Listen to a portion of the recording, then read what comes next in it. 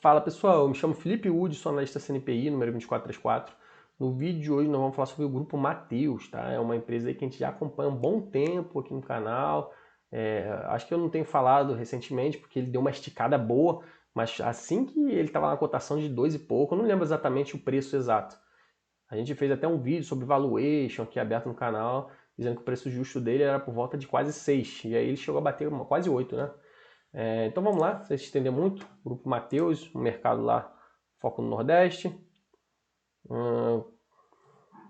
Abriram 12 lojas, 2 em Maceió, 6 aqui em Recife, 4 em outros estados. Enfim, são lojas aí de atacado, tá? Em 2023 foram 28. Chama de atacarejo, né? Porque é uma mistura aí de varejo com você pagando no atacado também, sem nenhum grande diferencial no armazenamento dos produtos no mercado, tem os pallets lá e ficam lá distribuindo.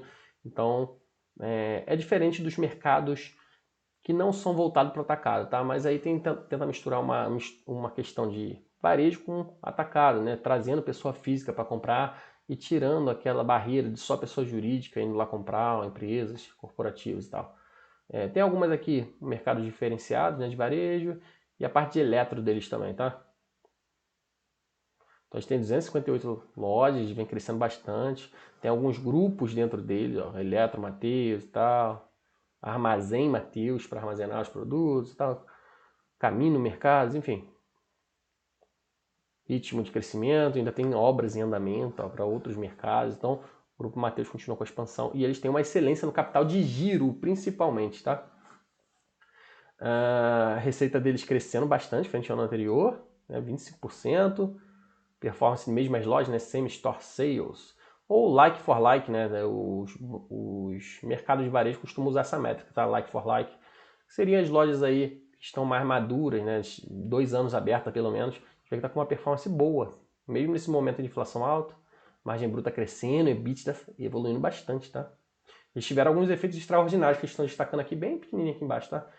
Mesmo assim, uma margem. Lembrando que o setor de varejo tem margens mais apertadas, tá? Então, normal. Isso é uma margem muito boa, tá? Quase 8% aqui de operacional para o varejão. E o lucro estourando, tá? 61%. Aqui no ano fechado a gente vê que mais ou menos na mesma porção, 23%. Semi-store sales também. Margem bruta uma leve queda. Mas um lucro aqui de 1,2 bi e a margem EBITDA bem próxima. Resultado bem bom, tá? Do Grupo Mateus. A gente vê a evolução da receita, EBITDA, após a IPO, crescendo muito, muito, muito mesmo. Dobrou, né? Seja a receita, seja o EBITDA.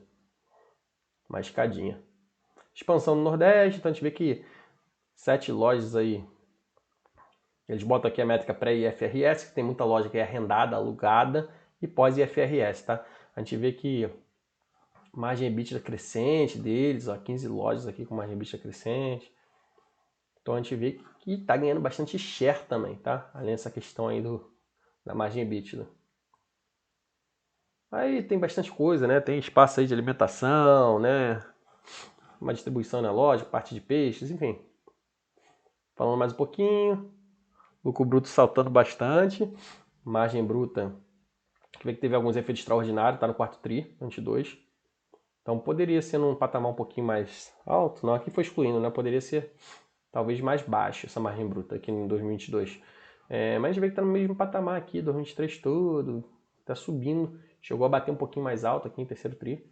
E eles estão abrindo bastante loja, controlando, essa questão do capital de giro é muito forte deles, né?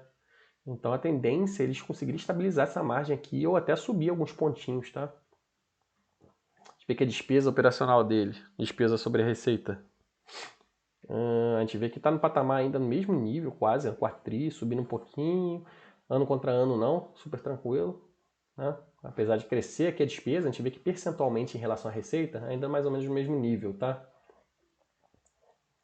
Aqui em relação a fornecedores, tá? O grupo Mateus, assim como a Açaí, assim como teve Americanas, eles têm a questão do risco sacado, né? Risco sacado, eu encaro que isso deveria ser uma dívida, tá?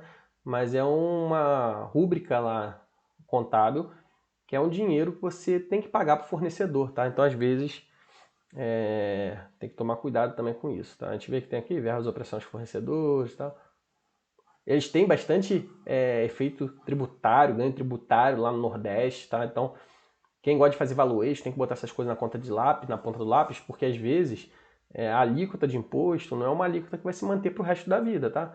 Mas a gente está no mercado, esse mercado lá no Nordeste acabou de realizar IPO, assim, provavelmente vai ter esse benefício um bom tempo, né? Vê que EBITDA saltando bastante, margem também, né? Ano contra ano se mantendo mais ou menos no mesmo nível, mas tem espaço para crescer, tá? Aqui eles ajustando, a gente vê que no quarto tri caiu, né? Ah, não, isso aqui foi em 2022, né? Em 2022 tinha caído bastante, chegou a bater, ó, em terceiro tri de 2022, 8,1. Né? Então a gente tem um espaço para crescer, com inflação cedendo, né? A economia melhorando aí com a queda da Selic, né? Até superar essa barreira, porque eles estão com mais mercados, o mercado vai amadurecendo, vai atraindo novos clientes, né? Vai tendo uma eficiência maior, então a tendência é superar esse patamar aqui de 8,1, 7,8 do passado, tá? Mercado dando lucro já continuamente, tá? Mesmo com essa questão da despesa financeira, risco sacado, né? 1,2 bi. A gente vê que não subiu tanto em relação ao passado, mas ok, tá? 20% de crescimento. Tem um ganho tributário e efeito extraordinário.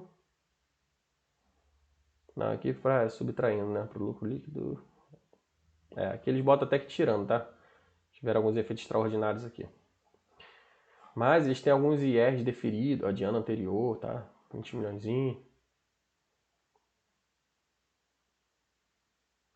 Aqui é o ciclo de caixa, isso é muito importante, tá? Para a empresa de varejo, saber o prazo de recebível. A gente vê que está mais ou menos no mesmo nível, até subiu um pouquinho agora. De fornecedor eles também ampliaram, então eles conseguem aqui, ó, postergar o pagamento e o prazo de recebimento ficar bem abaixo, tá? Então tem que ter esse controlezinho, por mais que tenha subido aqui, recebível, também subiu aqui no fornecedor. O estoque aqui deu uma leve aumento, o ciclo de caixa uma leve queda, mas tudo sob controle, nada de outro mundo, tá? Consumiu caixa, lembrando, tá, que os mercados, né, eles têm uma dívida aqui que pesa um pouquinho, capex altinho, tá? Por isso que consumiu caixa. Isso aqui seria o fluxo de caixa livre. Mas esse demonstração de fluxo de caixa de mercados em geral costuma ser muito bagunçado trimestre a trimestre, tá? Normalmente no quarto tri a gente tem uma geração de caixa superior ao consumo, tá? A dívida, ao capex e tal. Não foi o caso aqui do Grupo Mateus. Mas a gente estava saindo aqui também, ele já saiu aqui do patamar pela dívida líquida aqui de setembro de 2022. Mas normalmente tem uma geração de caixa muito forte no quarto trimestre. E aí costuma ficar positivo, mas não foi o caso aqui nesse trimestre, mas isso é normal, tá? Então a gente tem uma dívida aqui de 1,7, um caixa de 1,2, tem bastante dinheiro em caixa, tá? Ainda tem aplicação financeira aqui. Então uma dívida líquida sobre EBITDA 0,3 vezes, praticamente nula, tá? Porque está gerando muito caixa. Dívida líquida aqui de quase 500 milhões. É de longo prazo, né, amortizar lá a partir de 2007, então eles devem dar uma, deixa eu puxar aqui pro lado, eles devem dar uma desacelerada para crescimento aqui em 2007, né, para amortizar, a não ser que a geração de caixa esteja bem alta, né, e aí eles não precisem amortizar isso e parar de crescer. Aqui o CAPEX, a gente vê que o CAPEX novas lojas, terrenos e tal, 2023 também, ó, ainda está acelerando, tá, mesmo com inflação alta, Selic, dívida, ó, investindo em novas lojas. Então esse daí foi o Grupo Mateus, pessoal.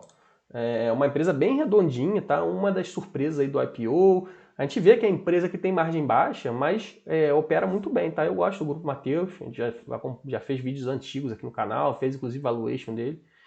Então pelo vídeo de hoje foi isso. Espero que eu possa ter contribuído de alguma forma. Peço para vocês deixarem o like, se inscrever no nosso canal, seguir nossa página no Instagram. Se tiver interesse no nosso serviço de análise, o link vai estar na descrição do vídeo. Valeu, forte abraço a todos.